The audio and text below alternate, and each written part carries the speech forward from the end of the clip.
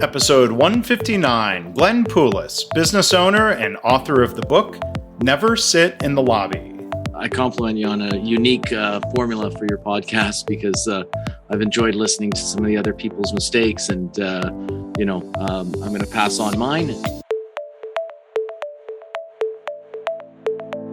I'm Mark Graben. This is My Favorite Mistake. In this podcast, you'll hear business leaders and other really interesting people talking about their favorite mistakes. Because we all make mistakes, but what matters is learning from our mistakes instead of repeating them over and over again.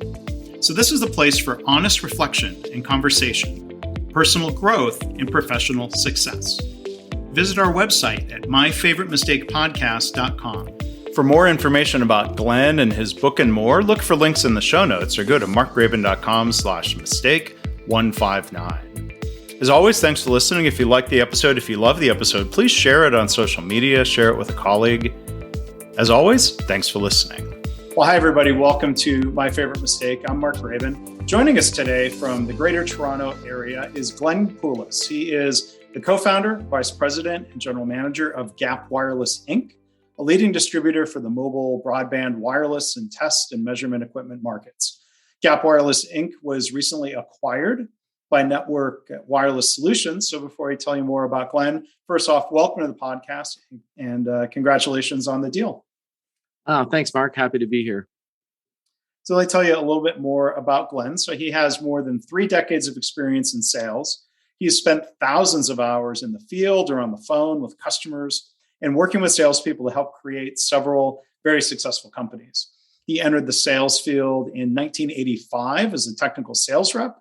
He founded his first company, mmWave Technologies, in 1991, and then simultaneously served as president of Anritsu Electronics Ltd. For 9 years. So he has extensive knowledge and experience in this industry. He lectures groups on sales strategy, consumerism, and what motivates people. So that'll give us a lot to talk about today. And his new book, released in February, is titled Never Sit in the Lobby, 57 Winning Sales Factors to Grow a Business and Build a Career Selling. And his website is glennpoulos.com. There'll be links to all of that in the show notes. So Glenn, a lot to look back on across those experiences. And I'm really excited to talk to you about sales and mistakes and tips in that realm. But as we always do here, I want to hear about your favorite mistake. What's your story? Sounds good. Yeah, it's a little, I'm not sure ironic is the right word, but it's I compliment you on a unique formula for your podcast because I've enjoyed listening to some of the other people's mistakes and, I'm going to pass on mine and and then maybe we can move on to some of the things I got right. And we can talk about that too. As you know, yeah. So, going back in the early 2000s, it's relevant. I was going through a divorce at the time and sort of settling into a new routine. As a part-time parent, Wednesdays every other weekend, that sort of a thing. That can be a tumultuous time going through an event like that. And, I can say with experience, it does take some time for that to settle down. And so, some distractions had sort of built into my life. And I didn't really notice how much until, the events that I'm going to explain to you now. So these aren't really like excuses. I'm just sort of, painting the picture of why this might have happened in advance. So one day I was, chatting around the water cooler with one of the sales guys, Bob, and they often came to me for, to discuss either a technical matter, how to position a product technically, how to work on margins, pricing, what have you. And, Bob was querying me on a topic. And, at the end I said, look, if it doesn't go the way you need, or if you need more information, just give me a call. And if I'm not there, leave me a voicemail. And at that point, he kind of burst out laughing at me. And the way I try to explain it, it's the kind of laugh where sort of if you had a sip of water in your mouth or something like that, he would have spit it all over me, kind of a thing, right? Like kind of a guffaw, an involuntary response. Yeah, an involuntary response. And I'm like, what's so funny, right? And I asked him, right, and he goes, you're kidding, right? And I'm like, no, why would I be kidding? Like, call me, leave me a voicemail. And so, I kept cajoling him, and he seemed reticent, and and I said, look, just either call me and leave me a voicemail or explain what's going on. And he said, I guess you haven't heard the standing joke then. And at this point I was freaking out and, getting flustered with it. And I'm like, I really don't know what you're talking about. And, can you just, elaborate, please, Bob? And Right. and he's like, hey, don't shoot the messenger. And I'm like, okay, no problem. Spit it out. And he said, look, there's a standard joke about you in the company. And, and it says, and basically they're saying, call and leave them a voicemail and everyone laughs. And the whole idea behind it was that basically I wasn't answering the phone and I wasn't returning voicemails. And so, imagine someone phones you on the phone, you don't pick up, they leave you a voicemail, you don't listen to the voicemails, you don't phone them back. They're virtually impossible to get a hold of unless they literally walked into my office and got a hold of me. And at that time, looking back, that was literally the only way people were able to nail me down. And many of my guys were spread out across North America.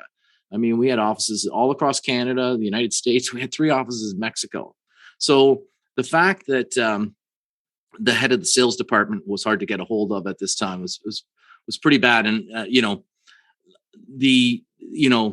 sometimes you hear these things about yourself, and this, it flushes across you as like this wave of like, oh my God, is that me? And, and it was, you almost get choked up, like either thinking about it or talking about it. Right. And, but at the time I realized that it was true.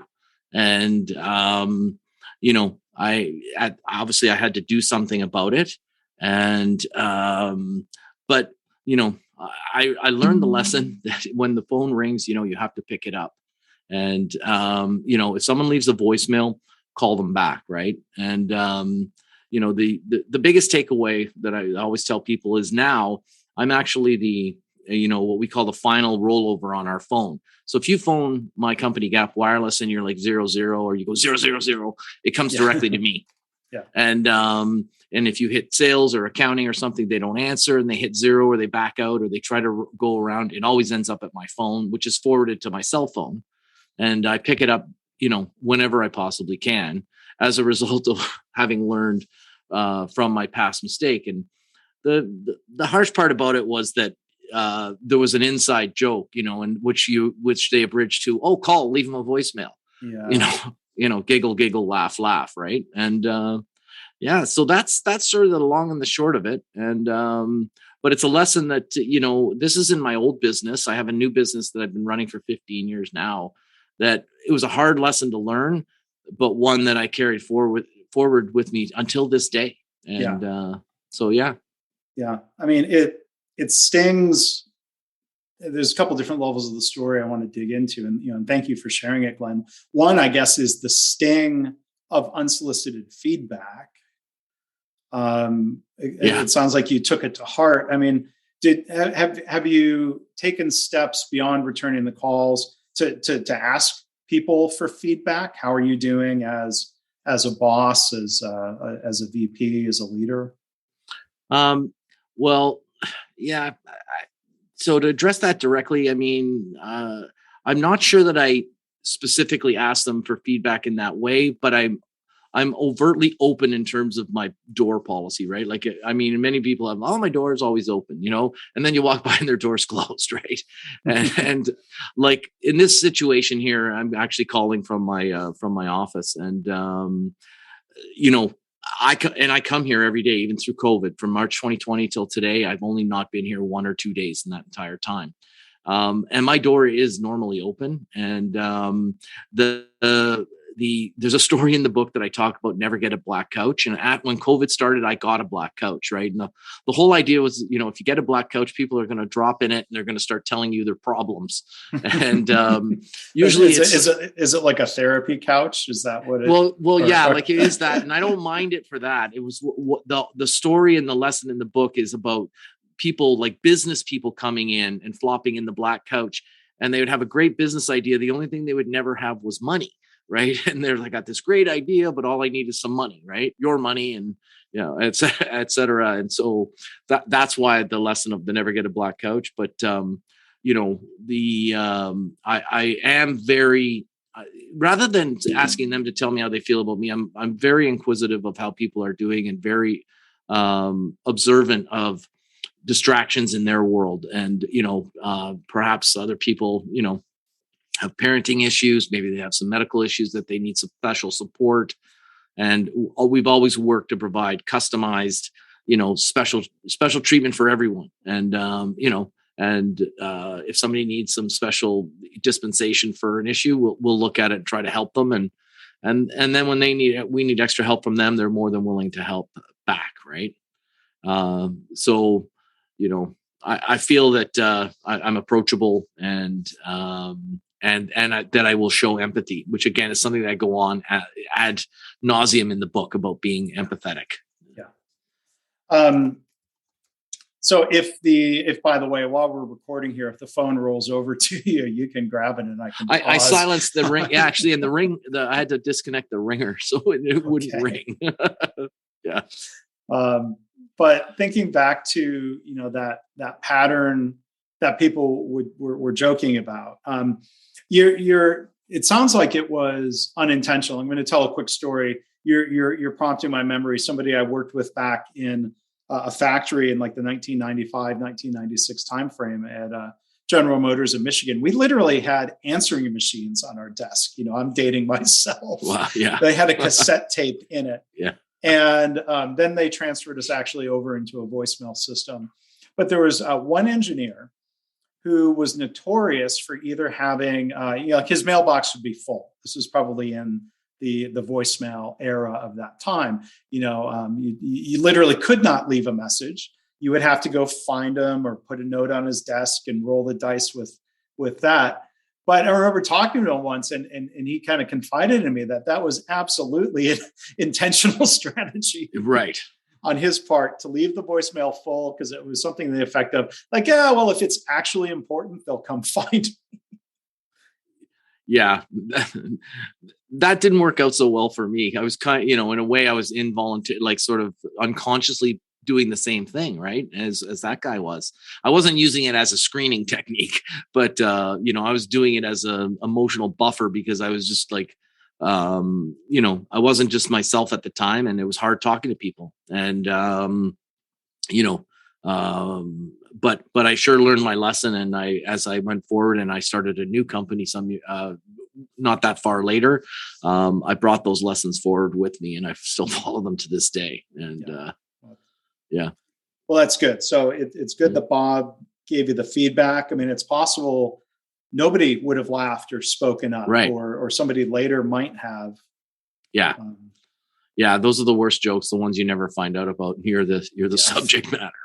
Yeah, exactly. Yeah. Well, thank you, Glenn, for sharing the story and the reflections and the learning around that. And, I'm sure there's a lot of reflections and like you said, things done well in your career, not just mistakes that lead to the book, Never Sit in the Lobby. And again, the subtitle is 57 Winning Sales Factors to Grow a Business and Build a Career Selling. Was 57 just sort of how it worked out? Like when the list was done, you're like, okay, it's 57. Yeah, I mean, I have friends and family that are sort of counting them, and they're like, "Well, you don't number them," and I'm going through them, and I'm not sure it's exactly 57. So my second mistake might be that, but it's the editor helped me with that tagline. I struggled for quite a while to figure out what to say next, and when it was presented to me as a suggestion, I thought, "Wow, that's awesome. I love it." So we went with it, and it's basically just a collection.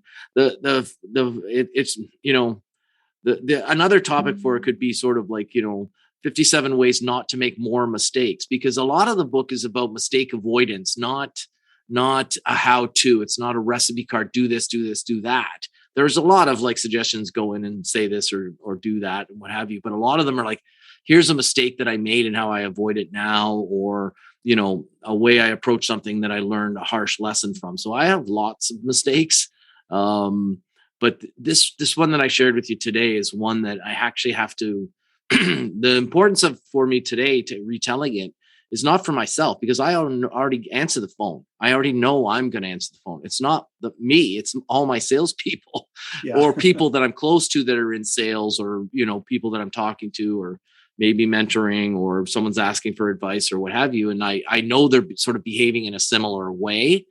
And I don't say, answer the damn phone. I say, let me tell you a story about what happened to me, and the, what the takeaway was for the people. Right. And then they tend to think about it in slightly different capacity, and they can't really argue it when it's something that's happened to me versus them. Right.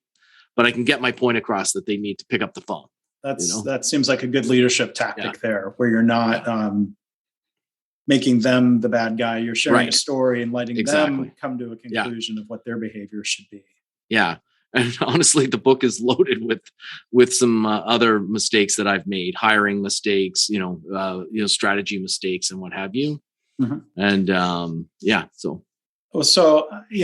there's benefit in learning from the mistakes of others. I think there's something to be said then also for being aware of your own mistakes. That's one thing I hope the listener takes away from listening to these mistakes, is like, well, you could avoid doing what Glenn did, but then maybe they're aware of their own mistakes. So my question back to you is, as much as we might talk about learning from mistakes, some mistakes could be a deal killer, a company killer, a career killer.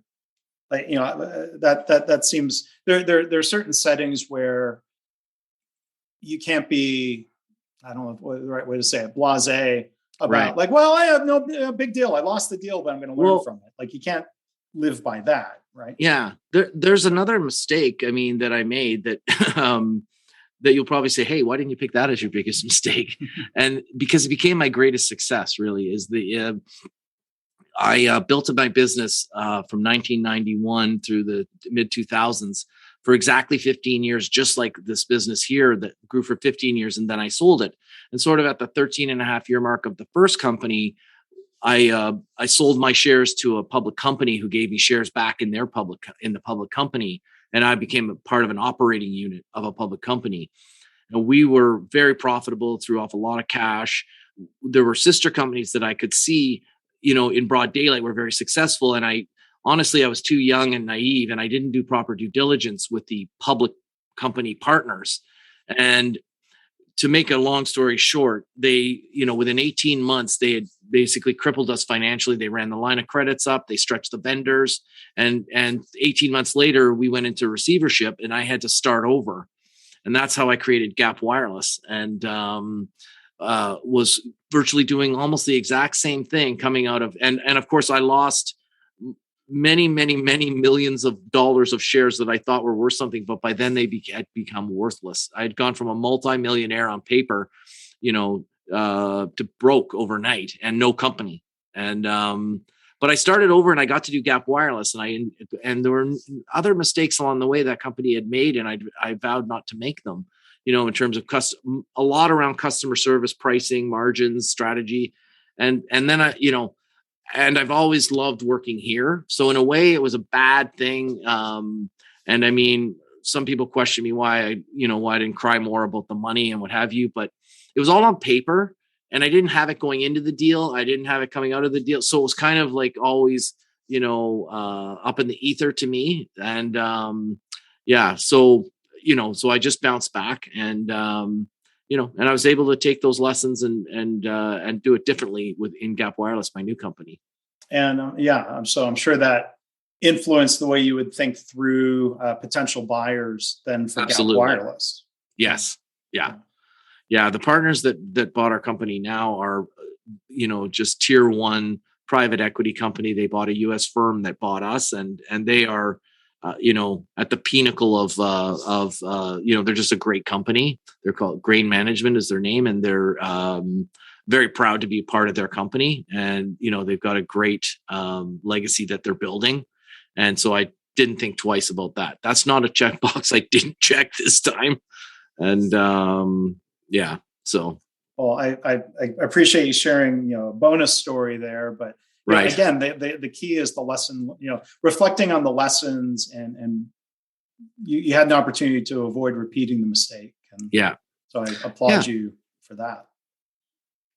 So back to the book, Glenn, Never Sit in the Lobby. So I I would not consider myself a sales professional. I've been involved with sales in a couple times in my career, software companies, consulting. And so to the title of your book, Never Sit in the Lobby, I have sat in the lobby. I'd be curious to hear your thoughts then. Like, this seems like an important one because it's, as the title of the book, what mistake was I making by sitting in the lobby? That's strike one, right?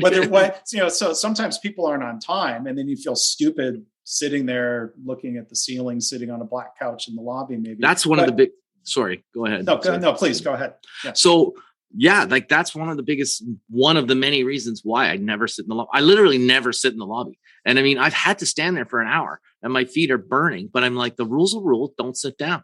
Because the second I would sit down, they'd walk in and then I would have been sitting and they would have seen me sitting in the lobby. And it's just a rule that I made. Other people have, other rules, like they always finish what's on their plate. And some people, maybe they have a rule that they shouldn't finish everything on their plate for some reason. And it's like, why do you pick that? And you pick that. That's just the rule. But it's basically so that when the customer walks in, you're at eye level with them. And I tend to be a bit short. So, I mean, I have to, I need to struggle to get to eye level sometimes with people. So I don't want to further enhance it by sitting down. Right. So I don't want them coming at me from an upper angle where I got to look up at them in a strange way and stand up and flub to put things away. So I'm always standing up. Not only am I standing up, but I'm not distracted. So I'm not looking at my phone. Absolutely not. My phone is away. I'm staring pretty much, plus or minus a few degrees of staring at the door. I'm pretty sure they're going to walk out of. And so when they walk out, I'm ready to grab their hand and say, how you doing? My name's Glenn. Nice to meet you. Or if I've seen them, know them, great seeing you again, et cetera, et cetera. Right. And, I find that sometimes if you're sitting down, you're going to flub through your stuff. You're going to be looking at magazines. I just don't find it as professional as the standing part. And so that's what I do. And that's what I taught my sales guys to do as well. Yeah. So the emphasis clearly is the never sit part. Like at first you might think like, don't be in the lobby. And maybe there's a related rule of like, don't show up too early. Right. Because then maybe you look like you don't have anything better to do. Yeah. So we have a rule: slightly early is on time and on time is late. Right. So we would never want to show up more than 10 minutes before the appointment because you can become a nuisance. Back in the day, not so much now because you're probably standing alone in the lobby. You called up on a phone and the guy's coming down to get you. But before there was a receptionist there. And, you kind of look, strange, pacing around, and not showing up on time. A lot of guys would also use the phone in the lobby and make all their calls. I actually splurged the quarters back then. And then in '86, I got a cell phone. I mean, I didn't make my next phone calls in the other customers' lobbies where a lot of guys did. It's just another rule that I followed. Then the next immediate rule right after that is when you show up, you never sit in the lobby and you always have something in your hand and something in your mind. And people are like, what are you talking about, dude? And I'm like, and so I talk about in the book, donuts, maybe it's a giveaway item, maybe it's a brochure, maybe it's a report, an article, it might be the quote. A lot of times my way in is the quote that they'd asked for, which I go on as using that as a really good technique to get in front of the customer when they call and ask for pricing.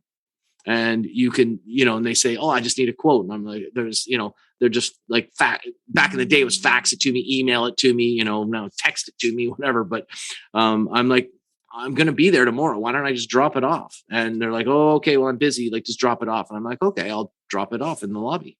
And then I would show up in the lobby, wouldn't stand, quote in my hand.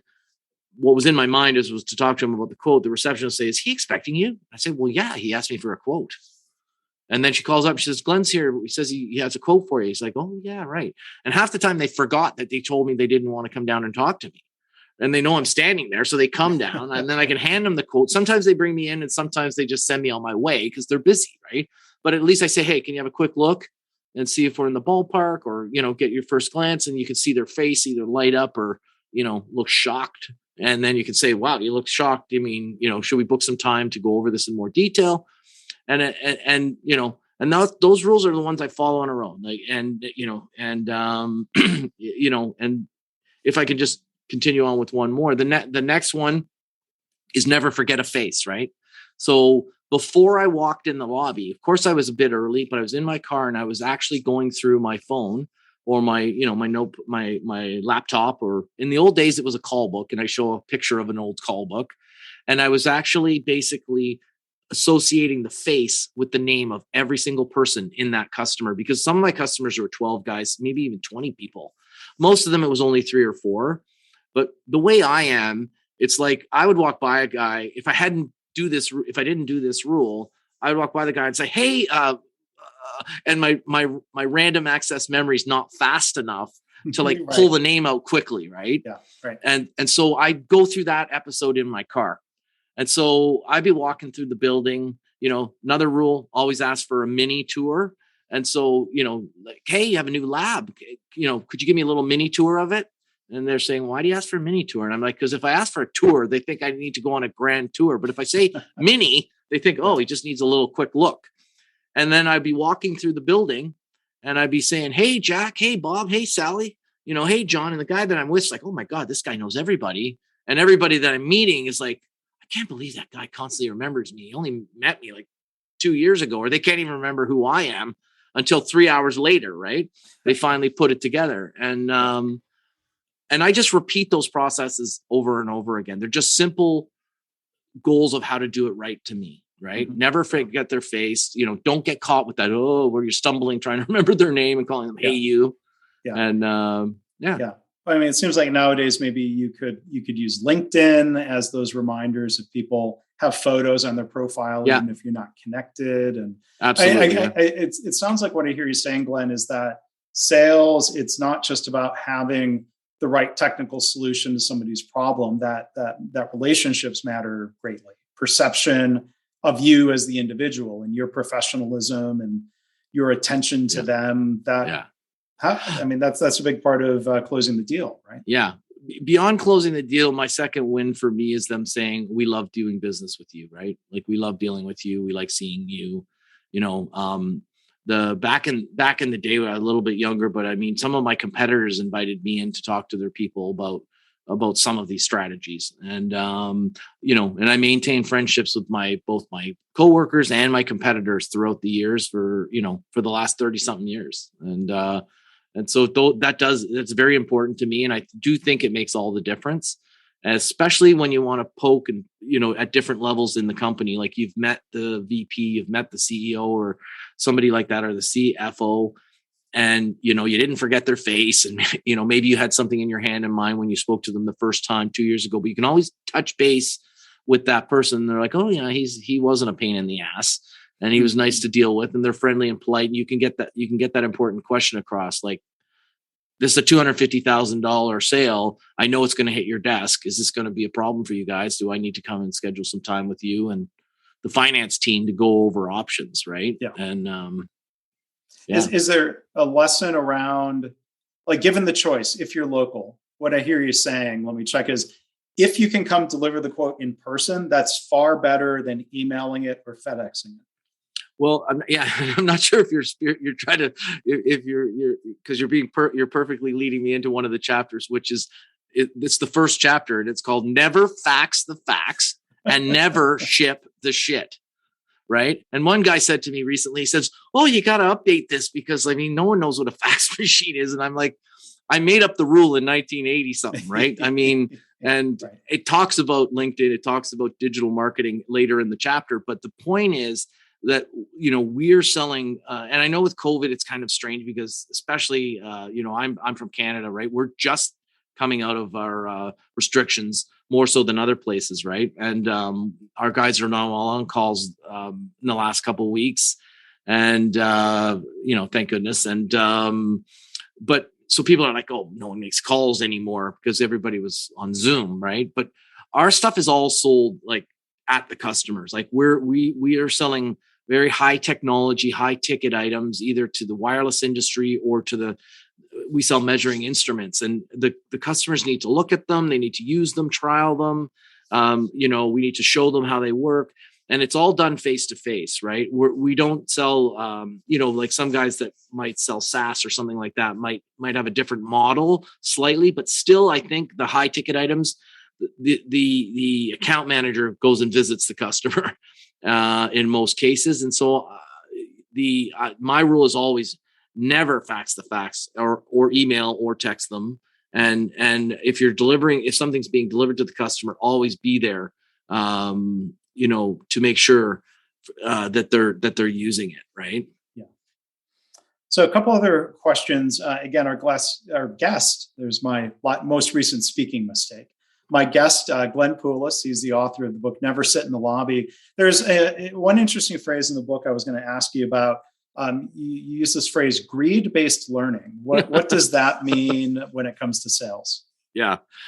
People are always like, what's this greed and whatever, right? And so greed-based learning was a technique that I used to explain to my salespeople that were perplexed, because we work with about 70 manufacturers from around the world, and each one of them, let's say they have 10 products, perhaps, maybe even 5 products, that's 300 to 700 products that we need to sort of understand in order to properly represent them in our said territory, right?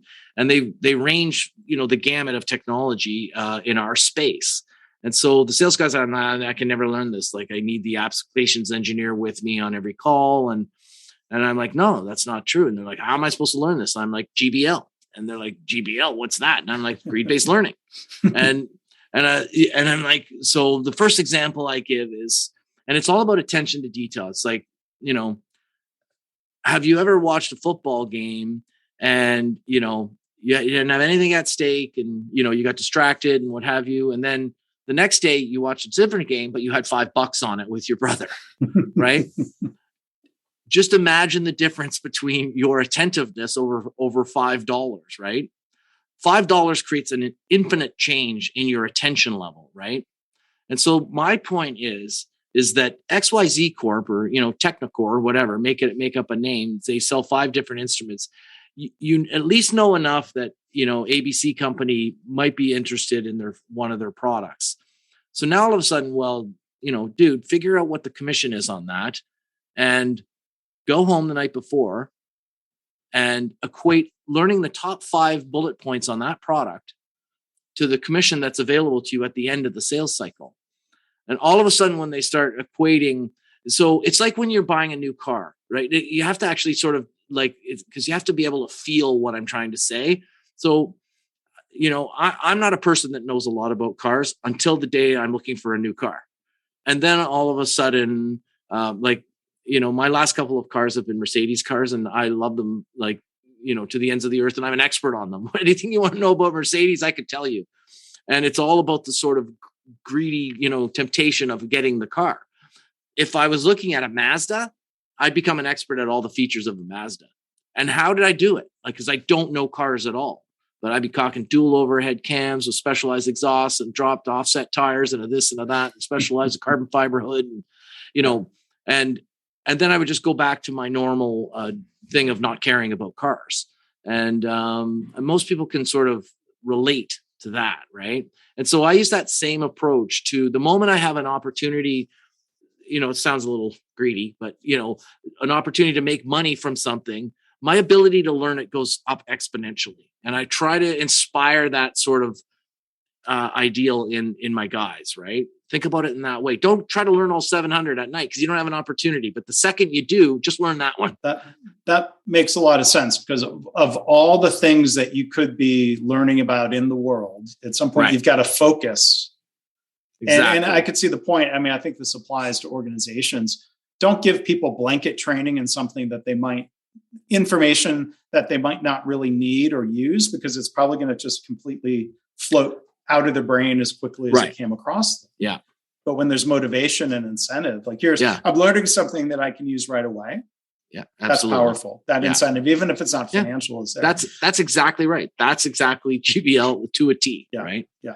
And you reminded me of a time I shopped for a car probably 5 or 6 years ago. I won't say the maker, but I had done enough research, to your point, Glenn, of I knew the three different engine options. Right. But at some point, like I wanted to test drive a couple of them because I didn't really know what the performance would be and if it was worth it. And I remember, this salesperson might have been fairly new on the job, but he knew nothing about the three engines. He didn't know the sizes or that one was turbo powered. And I basically just walked away and I'm like, well, okay.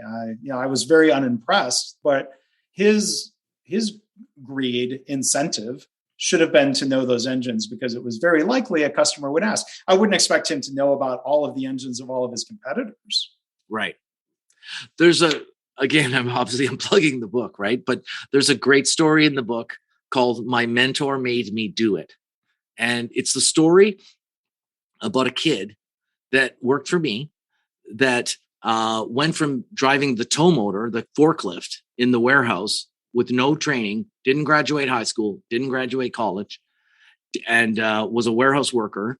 And he went from that to being a very high paid salesperson selling very high technology items. And people are like, how did he do it? Right. And I'm like, his mentor made him do it. And basically it was through a couple of techniques. One, of course, was GBL. But the thing that we added on to it was to try to build the confidence that he could do it because he had a natural knack. He was really good at gaming. He knew that, no problem. There were some other sort of techie things that he would just learn out of nowhere. Right. And then the other key part that I tell in that story is where I said, look, don't just send a resume and he wanted to sell cars, right? Which is why I brought it up. I said, don't just like send a resume to, Hyundai and Mazda and Toyota and whatever, all these car places. I said, listen, what you're going to do is you're going to walk in you're going to not stand in the lobby. You're going to have something in your hand and something in your mind. What's in your hand is your resume. And you're going to walk in and, you're going to ask to talk to the sales manager, to the lady. Right. And, normally that they don't scrutinize you talking to those people. Right. And when he walks up to you, say, hey, hey, Bob, I'm here to start selling some cars for you. And, the guy's usually like, what are you talking about? Right. And I'm like, don't say anything. Like, just wait a few seconds and then wait for the pregnant pause and then say, no, I'm just kidding. I said, I wanted to talk to you about getting a job. I've got my resume here. I love your brand. You're new. And then I would GBL him. And, I was coaching him the days before these interviews. He had 10 interviews and, he had 3 offers on the spot. And there were a couple more that came in later. He took the job at his favorite car company. And he then actually leap-scotched into a much, more lucrative technical sales role from straight from the warehouse, straight. And so, these techniques work actually. Yeah. They do. Yeah. Well, I encourage people to check out the book. And if I should check it out because sales is not going to be just in my past. And there's a lot more to learn. The book is Never Sit in the Lobby. And Glenn, one other question for you. There's a section in the book that talks about when to stop compromising with your customer. Why is that important? What should you do instead of compromising? Can you give us an example? Yeah, usually the compromising is it's a lot tied in with my rule of freedom begins with no. And people are like, what does that mean? Right. And I'm like, when you keep saying yes and you're compromising, the deal or the situation with the customer, all the work falls upon you with a yes. It's no different than, your neighbor has to borrow your lawnmower or something like that. And you're like, oh, okay, sure, you can have my lawnmower. And then all of a sudden he doesn't give it back right away. And then you need it. You got to go ask for it. All the pain is on you because you said yes. And, if you could just say, no, it's not working right now. It's not working. Or you just say, no, I'm sorry, I'm busy with it. You can't have it. Right. Freedom begins when you say, no, you don't have to do anything else. You're done. Right. And a lot of our salespeople that I've coached, we would help them structure deals and there would be a built-in sort of compromise window available. For instance, we knew there was negotiations, you build that in, different things, there may be an option that you had available and you would sort of allow whatever the customer was, maybe a 1 or 2, maybe a 3 sort of cycle. But then at that point, that's it, right? And you should know that in advance. And we would have some salespeople in the past that would say, the guy would say like, okay, fine, like you did good or whatever, but I'm going to still need to, to go back and get me another few points. And, I need you to improve the delivery. And I coached them in that example to say, thank you for your feedback. I understand, your position, but, knowing the importance of this deal, we came in with our best price today. And as a matter of fact, lead time's actually, deteriorating. So if we don't get an order this week, not only will I not improve the lead time, but it's going to extend. And just say no. And that's the kind of, when you're compromising, you end up taking all the burden, and it doesn't become a win-win deal. I talk about there's a spot where I talk about win-win-win-win, where everyone wins: the customer, the vendor, the salesman, and the manufacturer of the product. It's a four-way win, in my opinion. Yeah. And finding, so compromise might end up being more win-lose on some level. Right. Win-lose is never good. Like what if I, or say the salesman did come back and I said, sure, let's sell it at 5 points, like whatever. And I'm like, but there won't be any commission. So we can't afford to pay commission because all of our overhead's 5% or something, right? This is an example. How's that win for the salesman? It's not, right? Or the other way around. We do pay him on that, but I don't pay my heat and light, with the margin. And it has to be win-win. And, and if it warrants it, we'll go back to the manufacturer and ask them to participate. And we'll ask the customer to participate. Can you pay early? Can you pay COD? Can you pay in an earlier amount of time? You know what I mean? Can you give us a deposit? Whatever. There's a million sort of flexible ways you can get the customer to participate in those compromises. Yeah. Well, a lot of great lessons here today, Glenn, and I know there are 57 or more great lessons in the book. Our guest today has been Glenn Poulos. The book, again, is Never Sit in the Lobby: 57 Winning Sales Factors to Grow a Business and Build a Career Selling. His website is glennpoulos.com. You can find the book on Amazon, Amazon.ca or Amazon.com. And .com, both of them, yeah. Other booksellers as well, I'm sure. So, Glenn, really enjoyed it today. Thank you for sharing your story and your lessons. Really appreciate it. Thanks, Mark. I really enjoyed being here. Thank you for having me. Well, thanks again to Glenn Poulos for being our guest today. To learn more about Glenn and his book, look for links in the show notes, or you can go to markraven.com/mistake159. As always, I want to thank you for listening. I hope this podcast inspires you to reflect on your own mistakes, how you can learn from them or turn them into a positive. I've had listeners tell me they started being more open and honest about mistakes in their work. And they're trying to create a workplace culture where it's safe to speak up about problems, because that leads to more improvement and better business results. If you have feedback or a story to share, you can email me, myfavoritemistakepodcast@gmail.com. And again, our website is myfavoritemistakepodcast.com.